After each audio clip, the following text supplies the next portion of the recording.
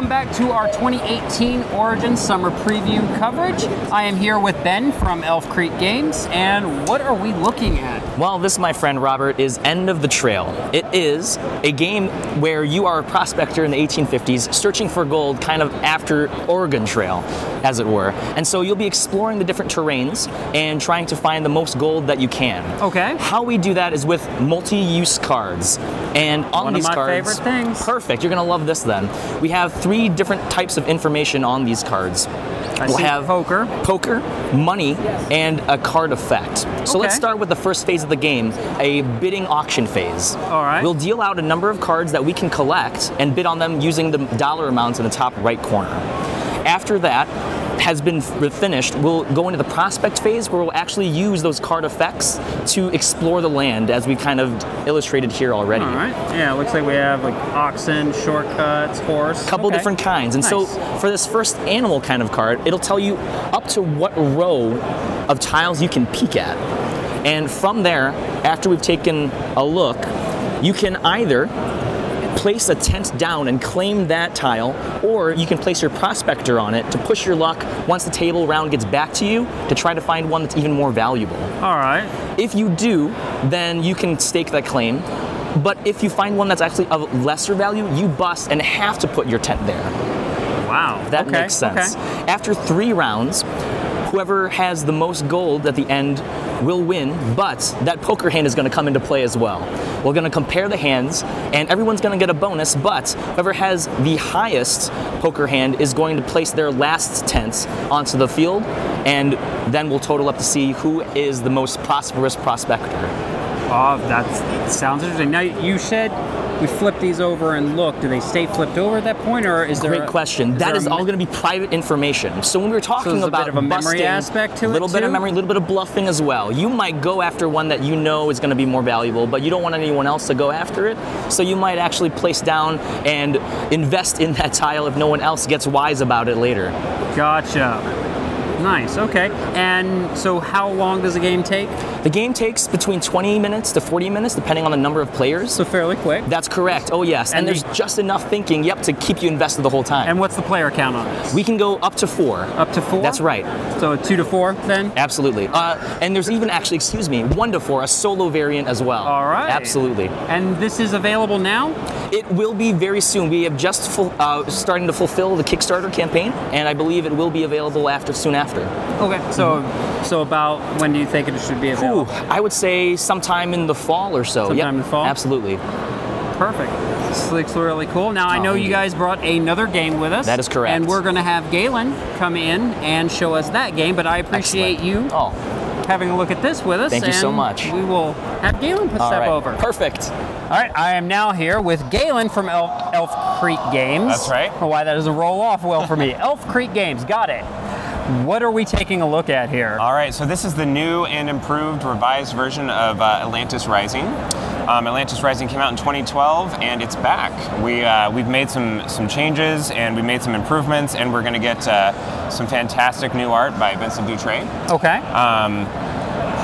Here's our cover. Very attractive Vincent Dutray Very nice.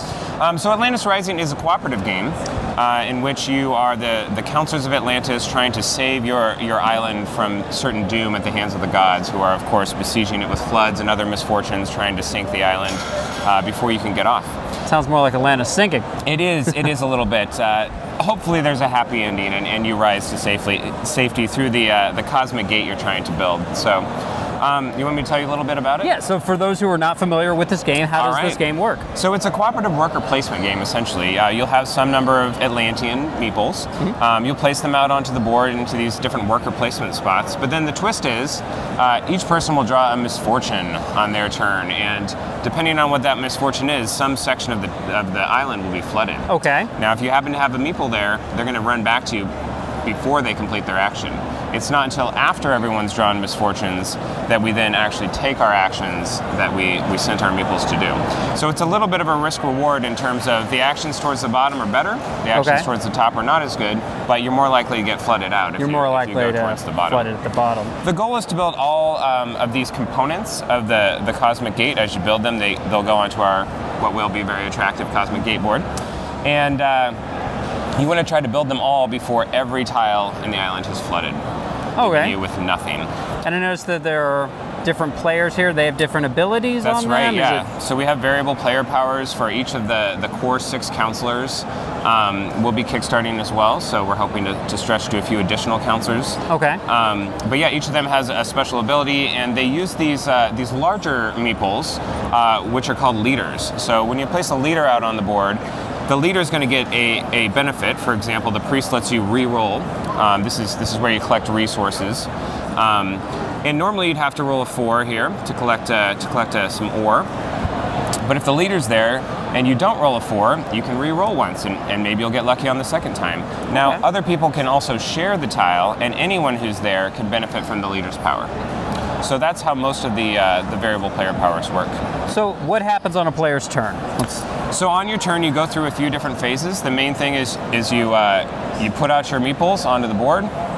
And you place all of them out? You put them all out. So it's a cooperative game. Right. Unlike a worker placement game where maybe you'd have to go before me because you might block me out of some of the better spots. Since we're all working together, everyone can sort of decide where they want their meeples to go at the same time, which makes for a really quick sort of simultaneous gameplay, so you don't have to wait for everyone to take their turn. So once everyone's kind of has their meeples out on the board, then each of us will draw one of these misfortunes. You saw a mountain already. There could be special misfortunes, like this is panic. Everyone has to move one tile toward the center, so you're sort of not quite where you wanted to be. Freaking out a little. That's right. And once everyone has drawn a misfortune, then we decide, okay, well, or not decide, rather, then we take the actions that we sent our Atlanteans to do.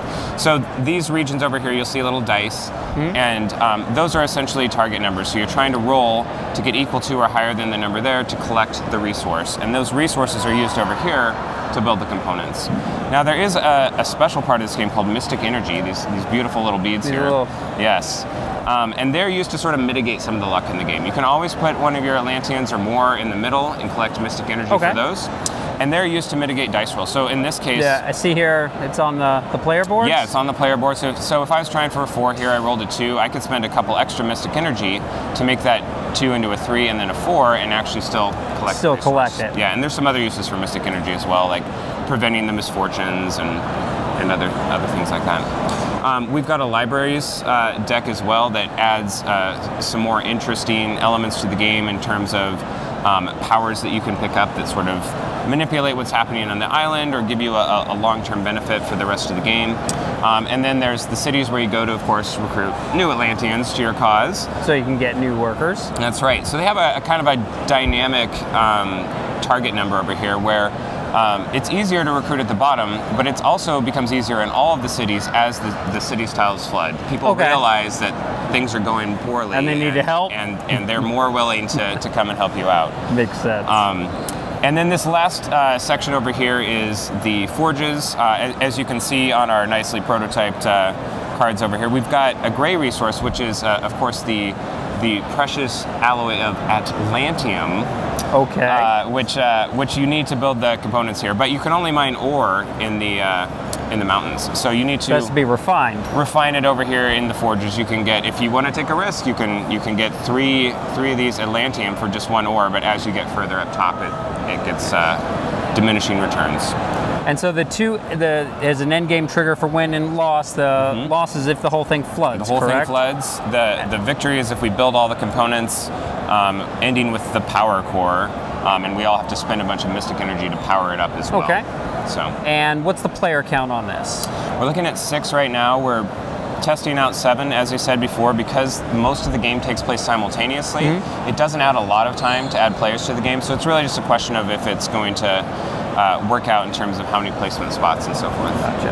And what's the timeline on when you expect to see this? So the Kickstarter will be launching September 4th. Okay, so not that far off. Not that far off. After the summer, things settle down a bit, we'll get this kickstarted, and we hopefully we'll have a lot more art to show off then, and show people what the game's actually going to look like. Gotcha. When it gets. And it's very cool. I know I've heard people that want to see this game come back, so this is exciting to see this come back. Yeah, I'm very excited about it too. I appreciate you sitting down, taking a look at it with us. And we will see you folks next time.